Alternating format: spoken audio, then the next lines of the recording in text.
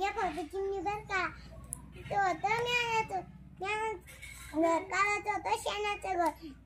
एके दिवशी पाऊस आला, काळ्या दादाचं घर वाहूनच गेलं।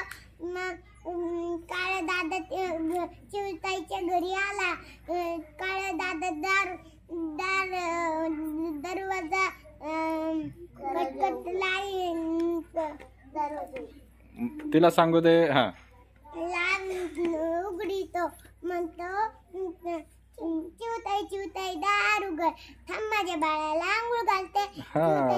दार उघड, थांब माझ्या बाळाला कपडे घालते। चिवताई दार उघड, थांब माझ्याला शेव देते। मग ती उघडती लगेच दार। मग ये काळे दादा घरात येतो। मग तो काळे दादा म्हणतो चिवताईला, मी तुली कशी बसतो शकतो। तो बसला पापड खात। चिवताई म्हणती काय वाजू राहिला। काळे दादा म्हणतो माझे दात वाजत आहेत।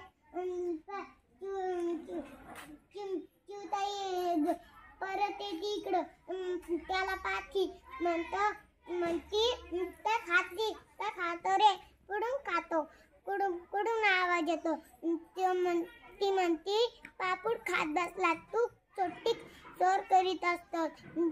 तो लगी आपल्या जागेवर येऊन बसत आहे। तो लगेच आपल्या घरी बसतो। छान।